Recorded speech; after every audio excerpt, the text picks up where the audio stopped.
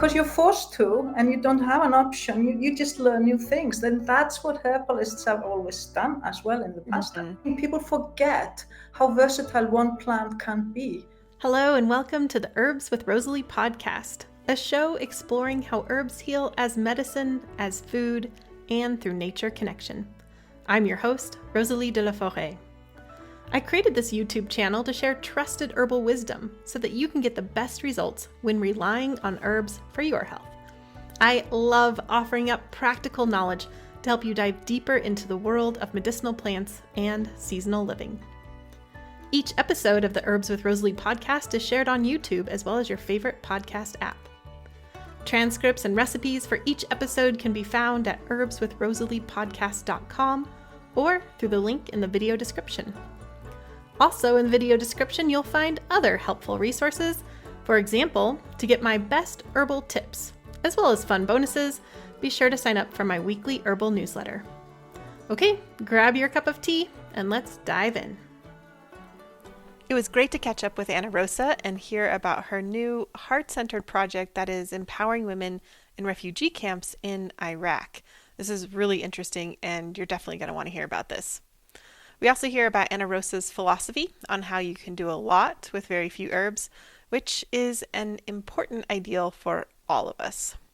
For those of you who don't know her already, Anna Rósa is a medical herbalist, wildcrafter, and author, and she's the heartbeat and passionate founder behind Anna Rósa Skincare. She handpicks wild Icelandic herbs to use in her 100% natural, non-toxic, small batch skincare products. Anna Rósa's skincare collection is a skincare that empowers because she uses the profits to support organizations dedicated to empowering refugees. These days, Anna Rósa is working in refugee camps in Kurdistan, Iraq, teaching women to make herbal products and managing a charity, Helping Hands, to fund this endeavor. Anna Rósa is the author of Icelandic herbs and their medicinal uses and has been running her own clinic in Iceland for over 30 years. Welcome back to the Herbs with Rosalee podcast, Anna Rósa. Thank you. It's always a pleasure to have friends on, and it's a pleasure to have you back. So, as a reminder to everybody listening, you were actually one of the first guests I have, and it was a couple of years ago now. And when you were on, we got to hear about your herbal path, and we got to hear about blueberries, and you gave us amazing recipes for breakfast, which are so tasty and yummy. So if people haven't heard that, they should go listen to it after they've heard this one, because I'm so excited to have you here, Anna Rósa. You know, last episode that we did with you, you were just about to embark on this big adventure and this new project. And now that project has been realized, you've been working in it, and now is the update. And so I want to please remind everybody what that is. And I want to hear, I have 1,000 questions, but let's just start there. What is this project? Right. What I am doing is that I'm working in refugee camps in Kurdistan, Iraq. I'm working with the women in the refugee camps and I'm teaching them how to make herbal products. And the goal of the project is that they receive the products and can use them for their own good, but also so they can get income. So I'm encouraging them to set up little companies, sell herbal products, set up herbal apothecaries in the refugee camps, and earn some income, because they actually don't have any ways of earning an income just like that. So that's what I'm doing nowadays. Yeah, wonderful.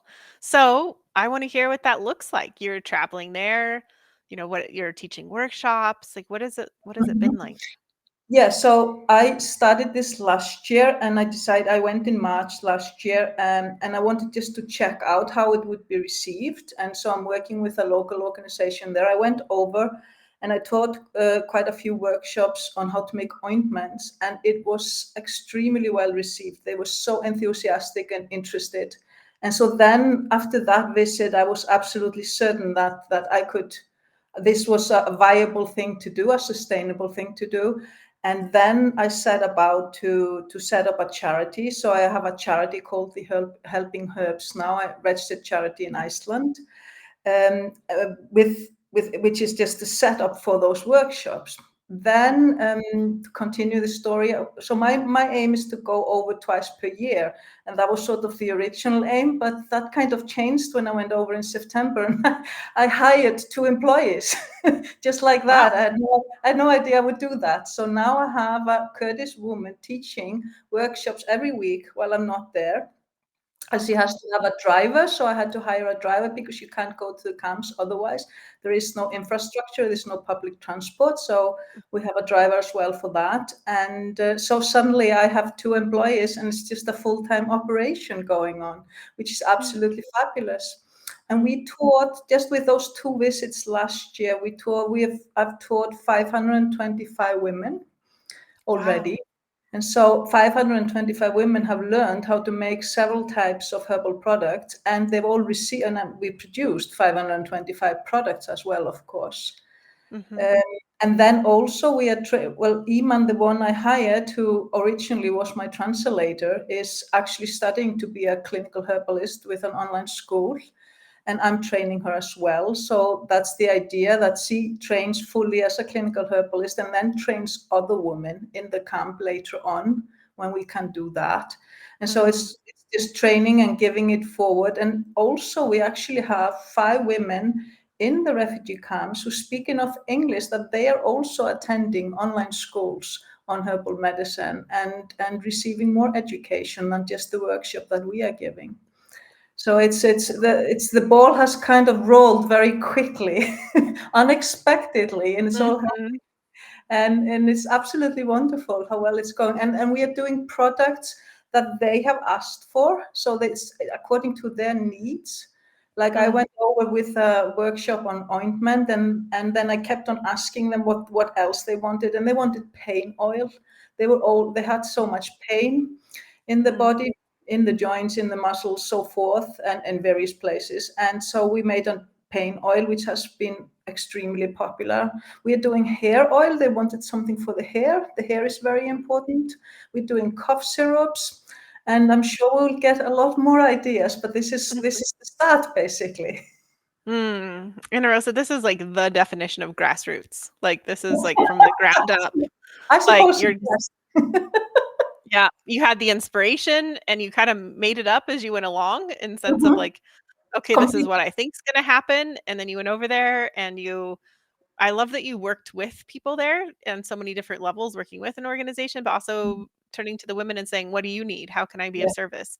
I think How can the herbs be of service? Yeah, it's extremely important that it actually comes from them, and they come up with loads of ideas. Some of them not viable, of course, but we're also doing teas and things like that and various recipes. But currently we actually can't because we need some more health permission from the health authorities for giving internally teas and cough syrup. So we have stopped doing that for the time being. But otherwise, it's all good basically. Yeah.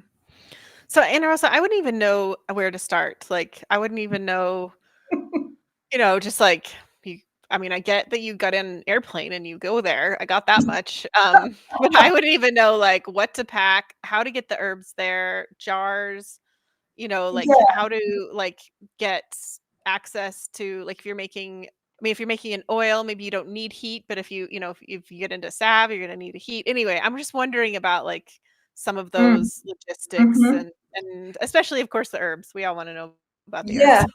Yeah, so it is, let's say it's a slight challenge. The first challenge is that I live in Iceland where I work with very few herbs. So I actually don't know sort of physically that many international herbs to that. So maybe if you went over there, you would recognize a lot more than I would. So that's my first challenge, basically. And then you go to the markets, and a lot of it are spices and some unidentifiable herbs for me because I'm not that good at it. So I just started off in that first visit, just spending a lot of time in the market and trying to find something. And I found things like chamomile and nettle and turmeric and ginger and pepper. That spices, of course, there are a lot of spices there. And rosemary, for example, those 3, rosemary, chamomile, and nettle, I have been working with those 3, doing just about everything. In terms of ointment, in terms of oil, I'm using normal cooking oil because the thing is, I'm not going to bring anything over. They have to be able to go and get the stuff themselves always. Right, It always right. has to be sustainable like that. And so I'm not using organic fancy olive oil. I can't even get an organic olive oil there. I can't get olive oil, but not organic. And so all those ideas of when we do quality products, and I run a skincare company, so I know quite a lot about quality and good stuff you use for making products. But in this situation, you just have to drop it completely. You use cooking oil because that's what you've got, and you go Yep. along with that, and it works absolutely fine. So you Hmm. just have to go on that level and be happy with it, and it's not a problem at all. And Yeah. it's an interesting process to sort of, you kind of go back to your roots from the beginning when you were starting out, and you have to keep things very, very simple. And I remember I had prepared with few recipes, sort of making up specific things before I went. And a lot of them had fresh ginger, and then there was no fresh ginger in the camps. Hmm. You assume you have this and that, and then you just don't. And so you have to be very good at basically thinking on your feet. Hmm. So, and that's what I'm doing all the time. I'm improvising all the time. Mm-hmm. So, so all theories about how you work with herbs and philosophy behind it, just forget it. You've got few herbs to work with, and that's it. But the thing is, it really works like that too. Just working with those 4 or 5 herbs, you can do most things. You Mm-hmm. really can. I love that, and that's kind of something we brainstormed about talking about today. How can you do a lot with very few herbs? And I feel like that there's a couple of issues or a couple of things we can talk about that. One is the practicality of like how you can do a lot with very few herbs. I want to hear that. But also Mhm. the philosophy behind it. You're in a situation where you don't have the choice. You have a few herbs available, and that's Yep. what you're doing. Yep. But I think there's something to be said for all of us to look at our favorite, our materia medica and what's available to us and ask that question of ourselves. Even if we aren't working, in refugee camps, this Hmm. could be a question that we examine. Just for Yep. example, I went to Chinese medicine school. We learned over 400 different herbs. Hmm. And when I say we learned them, we really memorized them, right? Because there's only so much you can do. Of course, Yeah. people who practice Chinese medicine and who spend decades with those plants, they might learn them very well. So I'm not Sure. trying to admonish that. But just for me in school, within Hmm. a 3-year time period, I was doing a lot of memorizing and I didn't have a close connection with those plants. And I have just as a personal choice, I prefer to have my plant close allies. I prefer to really know the Mm. plants that I really resonate really well and how to use them in very different ways. And then it just is so practical because I don't have, you know, Mhm. hundreds of jars of Yep. plants that can easily go bad because I don't use them. Anyway, I want to hear your thoughts philosophically. Like, what have you been thinking about as you use very few herbs to do a lot? And then I want to hear practicality of like, what are you doing? Okay. So if you just think about those 2 herbs I'm working with, chamomile and nettle, they are both extremely versatile. And if you Mm, just kind of chuck out of the window that you have to have this and that, and you only have those 2, you just make up a recipe with those 2 for just about every ailment. And the mm, thing is, it does actually work. I mean, they come with a lot of questions about female complaints. Both of those plants are good for that. They have a lot of inflammation. Both of them are good for that. And the mm, list is long. That is the whole thing. People forget how versatile one plant can be. And you mm, don't think of like chamomile as such a strong plant, but it really is, actually. mhm, And rosemary, the main ingredients of my pain oil is rosemary, and I can't get essential oils. I'm used to working with essential. I make a fabulous pain oil in Iceland with essential oils only. I didn't have that luxury there because there are absolutely no good essential oils. Believe me, I've checked them. They are not good. And so I had to improvise infusing herbs I would never do infusion of. I would always just use a rosemary essential oil instead of actually infusing it. And so I infused that together with ginger and cloves and black pepper. And it came out absolutely wonderfully. So I'm mm, learning new things. And you just, because you're forced to and you don't have an option, you just learn new things. Then that's what herbalists have always done as well in the past. mhm, And we mhm, tend to forget it because it's so easy to just go and buy next 10 herbs or whatever. But I'm lucky because I work, and I worked in Iceland for over 30 years. And I've had little resource. I've been able to pick what I have, but in Iceland, as you know, you've been here, there are not that many plants. So my main staple has been maybe 20 plants altogether. And so I'm used to being in that situation and really have to figure out Yarrow does absolutely everything kind of thing. And believe it and actually then use it and then see it working. Because I think it's also the confidence that you don't think a plant does all these things, but it actually does. And so I'm report from the women. I mean, we do a lot of teas with just nettle and chamomile, and then we add maybe a spice to it according to what it is. And we are getting reports back, success stories. It's helping with this and that and that. And the other thing is, I can only work in teas because a lot of them are Muslims, not all of them, but a lot of them. So I can't use alcohol to make tinctures. Glycerin, I can't get there. I mean, there's a whole loads of things I cannot get there at all. I've had huge problem with just jars, and we are talking the cheapest quality plastic jars that you can find. I've had really hard time finding that, just absolutely to buy it. And we finally found some supply of the absolute most rubbish jars you could buy, and we are really happy to have them. We still haven't found little bottles for cough syrup, so we use jars for cough syrups. Do you know? So it's such a different ball game, and then you just become very happy when you find the most cheapest, awful quality thing because you actually have it. So it's a really different situation in that sense. It makes you appreciate what you have a lot more. Wow. And so you've gone twice, and then you have somebody there who's now teaching classes regularly, Yeah. and lots of people are coming to these classes.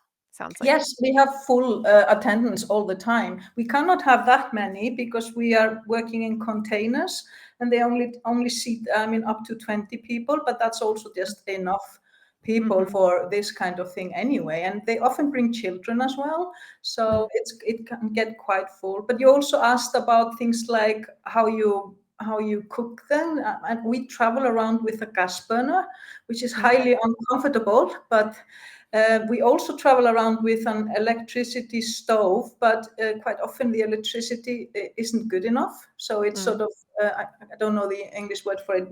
It burns, it just breaks when we try to use it. So we have the gas stove, we have the electricity, we use what we can each time, depending on the camps we're working in. I'm mainly working in 3 camps. There are over 20 camps there. I think it's the second largest refugees area in the world, maybe in the Middle East, at least. I think it is. So we've just decided to work in those 3 for the time being because the local organization has the most bases in those 3 camps. Okay. And I imagine that you probably hear stories from people, and perhaps for some people, herbal medicine is new, maybe, but perhaps for others, it's not. Yes, it's different between the camps. So, for example, in one of the camps, there are mainly refugee women from Syria, and they are both quite well educated often, and they also know the plants sometimes very well, and they are teaching me.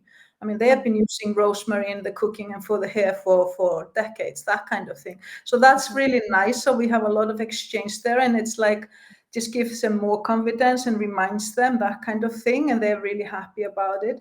And then I go to the next camp, which is, for example, only Yazidis, which is, and they are internally displaced people in Iraq. So they are Iraqis, but with a different religion. They are not Muslim. And there was a genocide on Yazidis 10 years ago by the ISIS. I don't know if you know that. And so those are refugee women from that time. And they quite often have less education. Some of them are illiterate, for example. They never had the opportunity to learn anything, being in the countryside and maybe just not being allowed to go to school if there were schools. And so that's a different thing, and they often don't have the same confidence. So I have to be careful of making sure that they get the confidence. Basically, that's very much part of what I'm doing. For example, I taught some of them in March to do ointment, and then the same women came again, and I was asking them if they had made some ointments. And some of them said, no, we couldn't afford the ingredients. Others said, no, we didn't want to do it. We didn't think we could do it as well as you could. And I was kind of a bit shocked. And so we just went through it again. And so you might just have to do it again and again to actually, and so that's also my role, to give confidence, I think. And I take that quite seriously, because anybody can be taught, of course, but if you don't have the confidence, you just have to keep on doing it until you have. And so that's definitely part of what I'm doing. And they're wonderful, those women, we have such fun too. We have a lot of laughter, and there are children running around, and it's great. And what is it like? You mentioned going to markets. What are the markets like when you go? Very lively. Yeah. Very lively, and lots of stuff, lots and lots of people, but perfectly safe. You're very safe in Kurdistan. It's not like people think that you're totally unsafe and all of that, but you're not. And people are extremely hospitable and nice to you always. Doesn't matter where I've been, people are willing to do anything, and no, you can't pay, that kind of thing, and inviting me to tea wherever I go. And really, it's the most hospitable country I've ever been to, I think. And I've been to many countries, and I think I can say that for sure. I've never experienced such hospitality as I have in Kurdistan. It's absolutely gorgeous.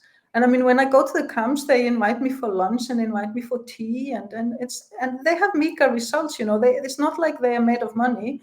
I mean, they don't actually have resources like people think, that there are lots of handouts and organization giving them money, but that's not the case. They actually have nothing. And so if you don't have a husband who gets a job outside in construction or something, then you are dependent on your family or your neighbor for food. So the situation is very dire for most of them, I would say, but not all. And it's worse than we imagine, if you see what I mean. We just assume somebody is taking care of people, but that is not always the case, unfortunately. So I think it's extremely important that you can bring in something that they want to learn, and that can actually make them money in the future. I would like to see a herbal apothecary in every refugee camp if I possibly can. That's a beautiful vision, Anna Rósa. Yes, and also a herbal school in each camp. That would be good too. I don't know. I'm wondering if you'd like to speak more. Maybe we've already covered it, I'm not sure, but more on just how you can do a lot with very few herbs. And you mentioned like the pain salve, which you've generously shared a recipe with that for our listeners, and people can go to the show notes to download that beautifully illustrated recipe. Yeah. So other, you've kind of mentioned there's just the confidence of like learning how to use one herb in these many different ways. Yeah, and it's also just switching it up a little bit sometimes. Like you would be making something for stomach, for example, and just add a bit of ginger, add a bit of turmeric, add the spices. I use the spices a lot too, but not as main ingredients. And they're also not just using a lot of spices in the cooking necessarily, so depends. But yeah, those 3 herbs are probably the main ones. I'm always looking for more herbs, and Iman, the one who is teaching, and I'm so lucky to have her. She's really into it. And so she goes to the market and gets acquainted with the people selling there and learns more about new herbs. And then she informs me, and we make something up. We are making up an acne remedy at the moment with herbs I've never used before in my life. And it's actually working fabulously on the people who have tried it on. It's a demand for acne remedy. I'm kind of famous in Iceland for acne remedies. So I know that about you, actually. Yeah, I know. So I've had like the best-selling acne remedy for the last 15 years in Iceland, which is just a simple tincture, It's not a complicated thing at all. It's got 3 herbs in it. And so I'm making the same thing, but with totally different herbs in Iraq as well. And then it's just like, like for example, the ointment is made from chamomile and nettle, surprise. And then the rosemary is there. And then we just use it for everything. It really works like that. And then they will ask us for the complaints, and I will switch it up a little bit and add some spices. If it's a respiratory thing, we've got fennel in the cough syrup, for example. And hopefully, of course, I'll learn a lot more herbs in both of us. But the thing is also quite a lot of the herbs are imported from Turkey, and we want to concentrate rather on the local herbs, and nettle and camomile are local. So that's what we are always looking for too. And there is a section in the market there are old women who actually pick the herbs themselves, 3 of them there, and we have become some friends, I would say, and because I always go there and buy from them more than the others who are imported from Turkey. Those are the guys, I prefer to buy from the women. But that's also an income for those women in the market. They are not refugees, they're local women, but they highly need an income too. So it has a snowballing effect into the society, what we are doing as well.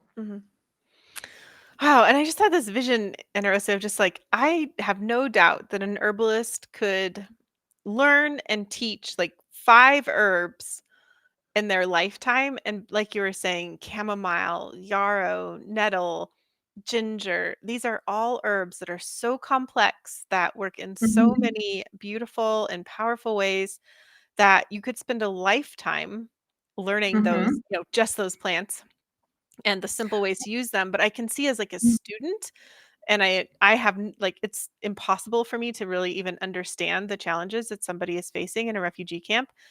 Mm. Imagine that simplicity would be really important, and that it's not a simplicity in like a negative way of just like, Yeah, but just really a simple. simplicity. It's a powerful thing of like, these 5 herbs can be incredible Yeah. for you in so many ways. And yeah. Yeah, and actually make people confident in that.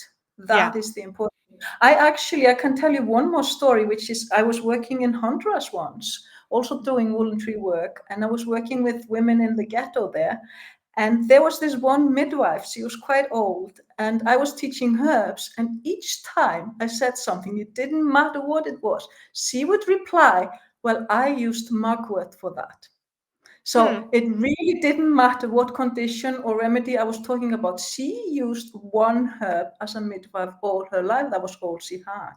Hmm. And I absolutely believed her. I had no problem believing that mugwort worked for every condition and I talked about a lot of condition. So that's another example. She worked with one herb for I think 30 years of her life or something Wow. like that. Wow. And we were just kind of just laughing each time she started, but I also completely believed her. Yeah. And then she would actually tell me about it. The whole story is when somebody was giving birth and there was this problem, and then she would use mugwort, and then she would use mugwort for this and that and that and that.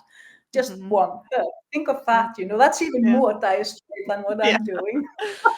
Well, there's something to be said for the plant ally. Like, that's a time-honored role in the herbal world to have a plant ally where you spend a significant amount of time, often not just one plant for 30 years in that case, but that's a really cool story.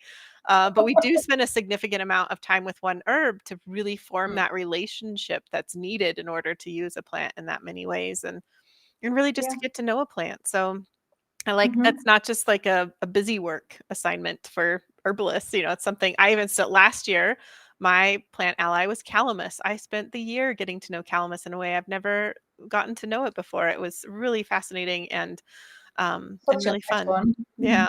Mhm. Mm. Um, so Anna Rosa, you're doing so much with this project. You're going there occasionally. Now you have someone teaching weekend classes. There's the buying of the herbs. There's figuring out all these steps, getting Mhm. the stoves there, getting jars and bottles. My question is, how are you funding this? Well, my savings will be are running out pretty quickly. So I had this fabulous idea in the beginning that I could just fund this by the profit of my company. Then I fairly quickly figured out that I wasn't making enough profit for this. And also, all my energy has been going into the charity for the last year. So I haven't actually been making much profit because I'm not taking care of my company basically as I should. Mhm. Because I mean, I can't be in both places, so I concentrate on the charity. So that's number one. I had the notion that I could fund it all by my profits, and that's not happening. And now I've gone into my savings, so I'm just literally using up my savings, which will run out this year at some point, I think. And so I'm very busy learning how to fundraise, which is a totally new thing for me. Mhm. And for me, it has been a bit of a learning curve because I'm highly independent. Icelanders tend to be. And I'm a bit extreme in that. I've always been very independent in my life. So I've never been dependent financially on anyone. And suddenly I am. I have to ask people for money for the charity. And I found that quite uncomfortable. So I'm learning that is an okay thing to do. And I literally have to do it. I have to do it with women. I'm not going to let them down. That's period. I'm not letting them down. That's it. Yeah. And I have 2 employees who I'm responsible for now, and are absolutely fabulous people, and I really have to keep them, and they are kind of like absolutely essential for the project to keep going. And so I will literally do anything for funding. So I'm looking for companies, I'm looking for individual, anyone who has small amount of money and wants to pay monthly, that kind of thing. That would be fabulous if people could just few dollars every month. That would be absolutely such a help. And the other thing is, it's not like I'm making anything out of this. I'm not really receiving any salary. The board is voluntary. All the money you donate, every cent will actually go to Kurdistan, will go to the refugee camps. And to the women, to the workshops. So there, I can absolutely promise that. I don't have an office. I don't have overheads at all. So it's very simple. You can absolutely trust that there is not 50% going into running office or anything like that, which you can actually find with a lot of organization, but not this one. Definitely not. That says so much about you, Anna Rosa, that you're like, oh, like, well, first of all, people, who maybe haven't listened to that first episode we did with you, I'm sure we talked about it there, but I know I've had personal conversation with you too. Like, this project was kind of like a universal directive. Like, this was a calling for you. This was just something like you received this information that you needed to do this, and you're doing it. Which, I mean, I remember getting goosebumps when you talked about it. Like, and just to see your just what is coming out of that and your commitment to it is so inspiring. And it says a lot about you that you're just like, oh, my company will fund this.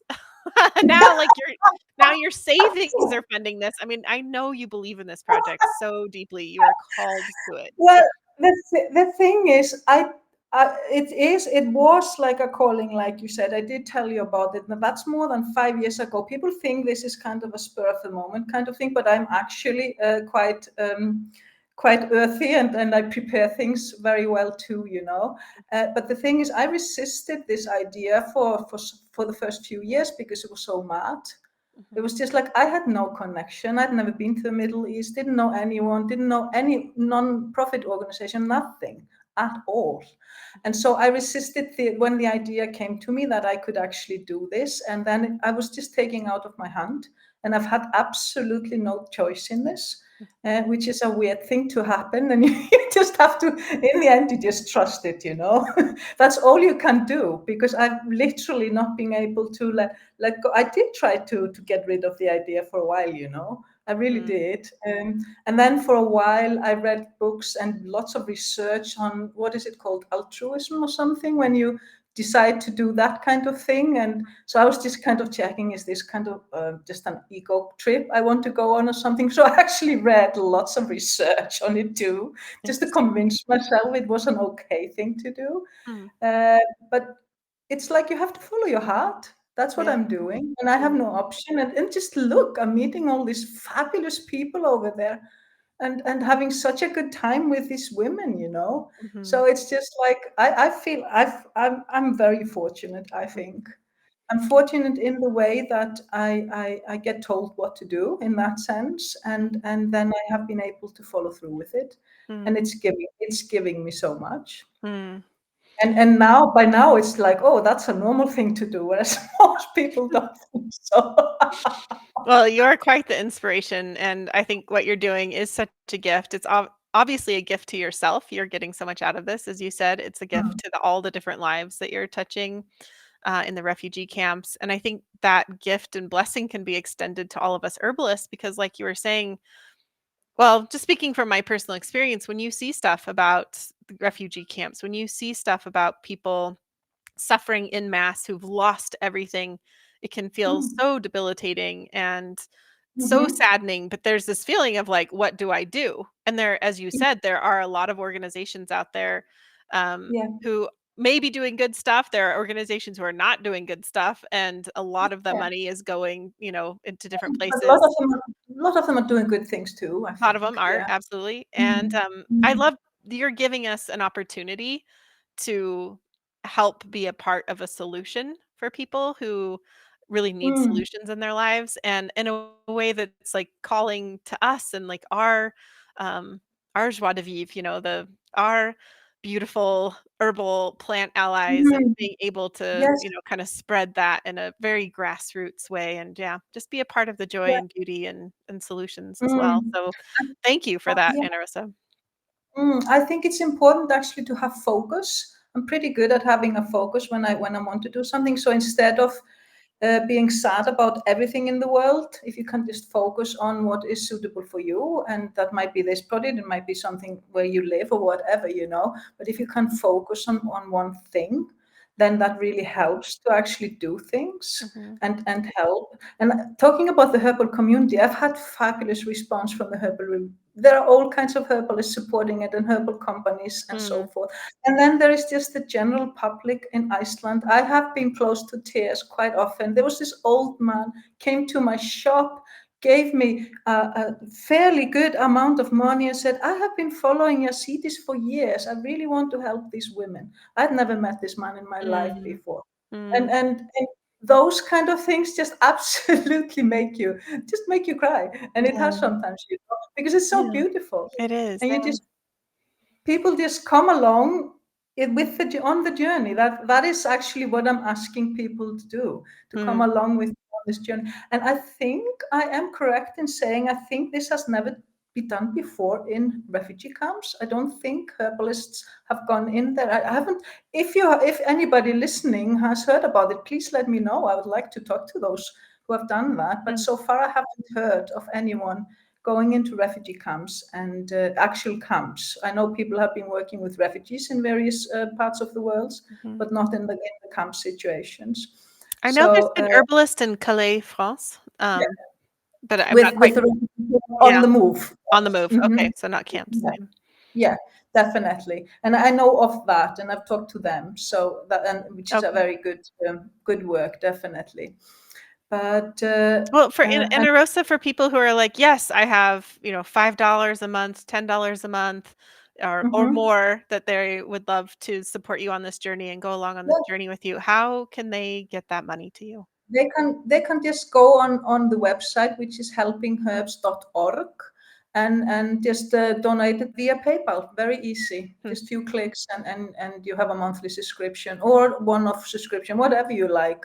I'd be very happy to have you on the journey with me. And you can Wonderful. also subscribe to my email list, and then I'm going to try to be fairly good at writing emails occasionally and just let people know how it's going, the women I talk to, success stories, and so forth, and whatever we come up against as well. Mm. So it'd be nice to have people join there too. Yeah, I look forward to hearing about those. Will you say that URL, the link for that again one more time? Yes, it's helpingherbs.org, Wonderful. or for organization, helpingherbs.org. Great. That's the website. And you also have a course on Icelandic herbs that I want to hear about. Oh, that's right. Yes. So I have this online course where I'm teaching people 14 Icelandic herbs, because I mentioned before I'm kind of an expert in very few herbs, and those are the herbs, those 14 herbs I've really worked with for 30 years. So I know them, I would say, inside out. And there's a lot of Icelandic folklore as well, which is unique, quite a lot of it, which is very interesting for herbalists. And also those 14 herbs, they grow everywhere. They're not just Icelandic. So all of them will grow in the States or in Canada, or are easily available. So it's not like that you have to come to Iceland to get them, but you can absolutely do that too. So if you love herbs or if you love Iceland or both, then this is definitely the course. And I do all my harvesting myself. I wild harvest everything. So I teach all the methods I've been using, and then lots of recipe too, that kind of thing. So it's definitely for both beginners and advanced. Um, if you want to learn about Icelandic herbs, the healing power of Icelandic herbs. And the thing is, all the proceeds, all the profit from this course will go directly to Kurdistan. And that's why I wanted to tell people about it. And I'm also giving a discount as well. I forgot that 30% off for the next month.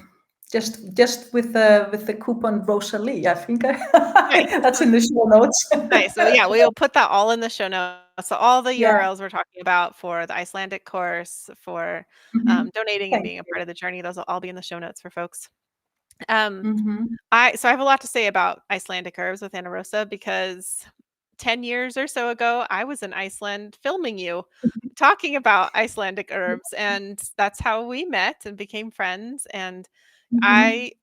I got to be behind the camera for that, and I loved it because I loved your expertise and knowledge of the like intimate knowledge of these plants was so much Mhm. fun. And like you said, the um, kind of historical and folkloric interest in there Mm. too. And it's like if someone likes, even if someone's never been to Iceland before, there's a fun like travelogue kind of experience of it, of learning about Yeah. plants. And like you said, they're plants that we know so well too. So can you give a Mhm. list of just or mention a few of them that you're covering in this course?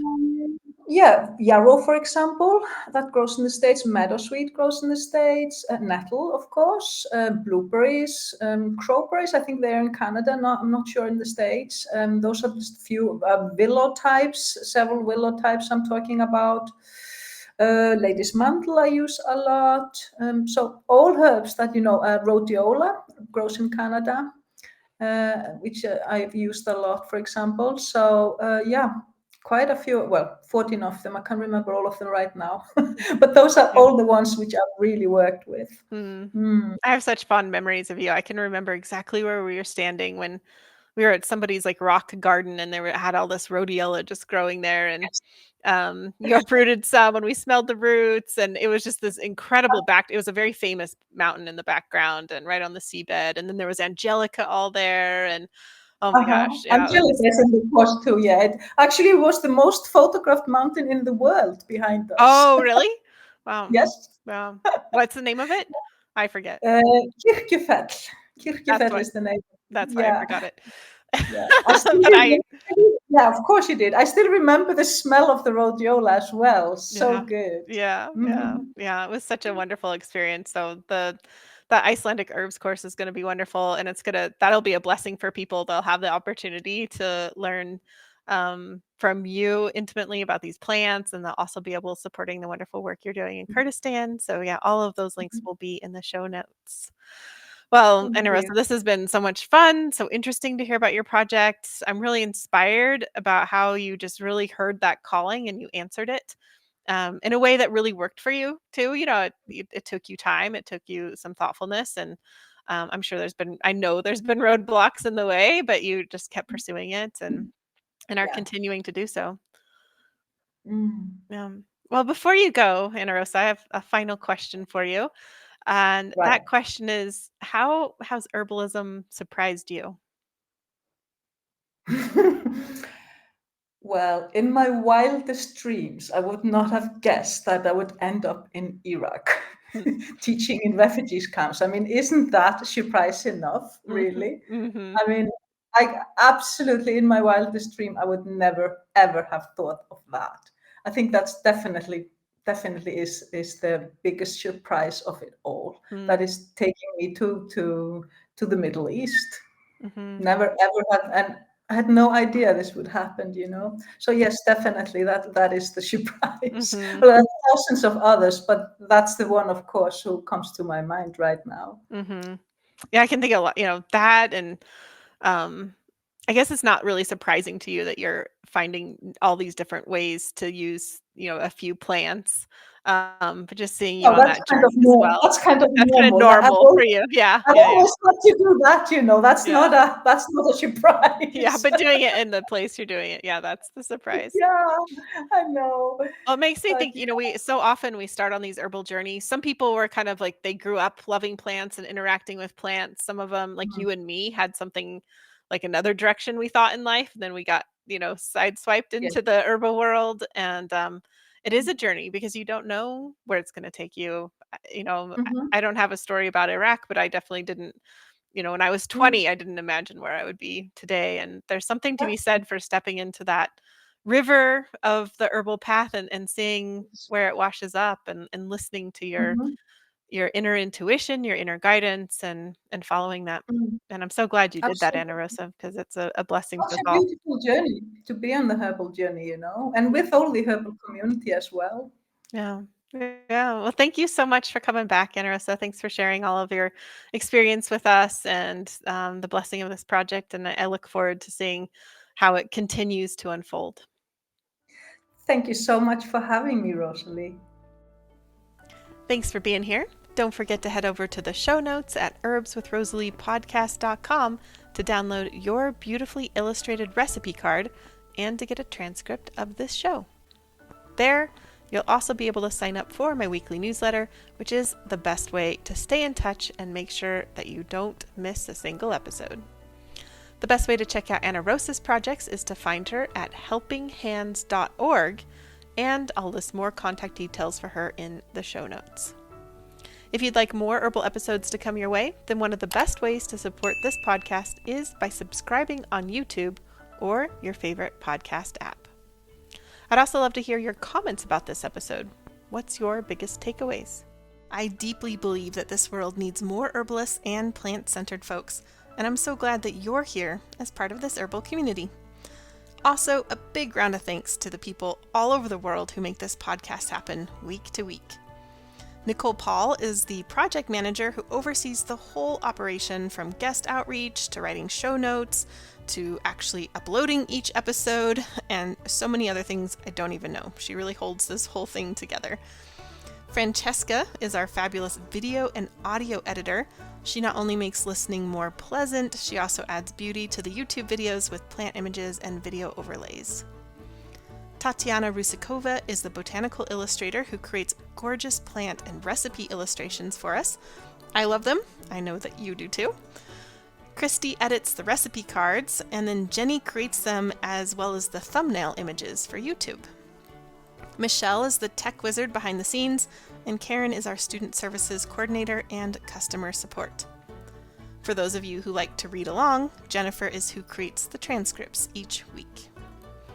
Xavier, my handsome French husband, is the cameraman and website IT guy. It takes an herbal village to make it all happen, including you. Okay, you've lasted to the very end of the show, which means you get a gold star and this herbal tidbit. As Anna Rosa and I mentioned, about a decade ago, I had the pleasure of traveling to Iceland and spending some time with her, and it was so much fun. I was only there 3 days, but it was over the summer solstice, so it never got dark, and we barely slept, and we were just constantly on the go. So 3 days kind of feels like so expansive, really. I did all the things. I ate the fermented shark that's famous there. I ate the skyr. I definitely like the skyr, which is a type of yogurt, much better than the fermented shark. I loved watching Icelandic horses run in their beautiful way over the plains there, and we just saw so many sights together. One funny memory I have is walking through some willow shrubs on this trail that we were on, and Anna Rosa turned around and looked at me and said, "Do you know what to do if you get lost in a forest in Iceland?" And I said, "No, I don't. What do you do?" "Well," she said, "you stand up." Which says a lot about how tall the trees in Iceland are. So for those of you who aren't able to travel to Iceland anytime soon, I highly recommend taking Anna Rosa's Icelandic herbs course. It's a fun way to travel there from the convenience of your own home, and you'll get to learn many new insights about many of your favorite plants. And it's a great way to support the work that she's supporting in Iraq.